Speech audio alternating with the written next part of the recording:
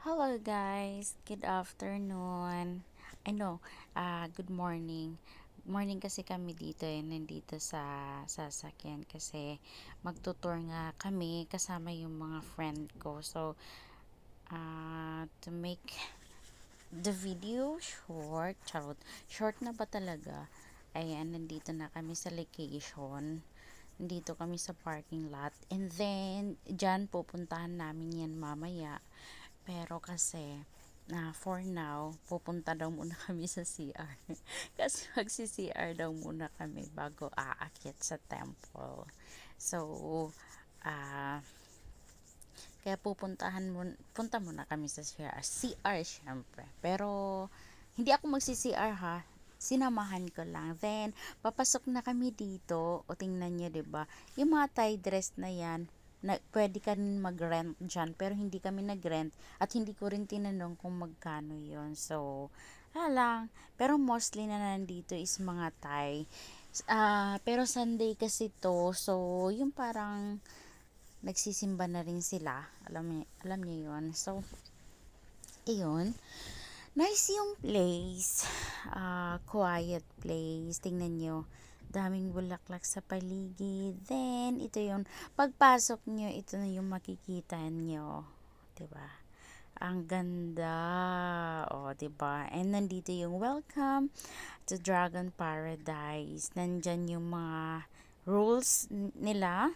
Kung anong mga dapat gawin at mga hindi dapat gawin. Kasi first time namin nakapunta dito, 'di ba? Kaya ayun, observe lang tayo sa paligid. Pero nakaka-amaze yung place. Alam niyo, yung parang iba sila, no? Iba talaga yung culture nila.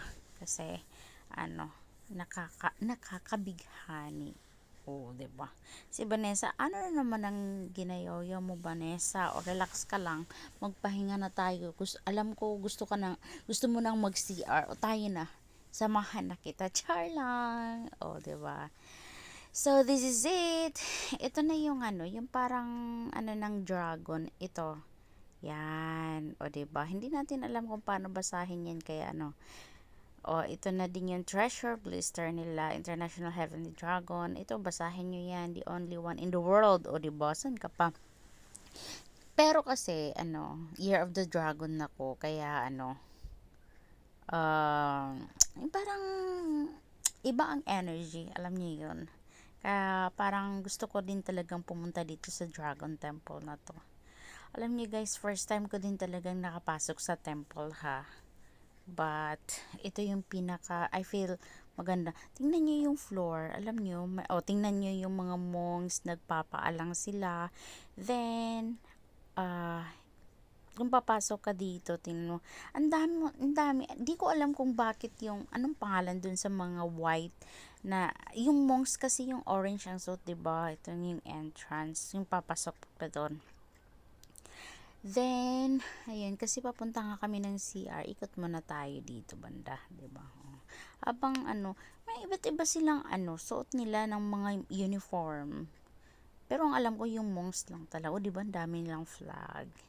Yan, ayan na siya. O, 'di ba? Ang laki ng Pero itong yung parang ng dragon, yun ang aakyatan na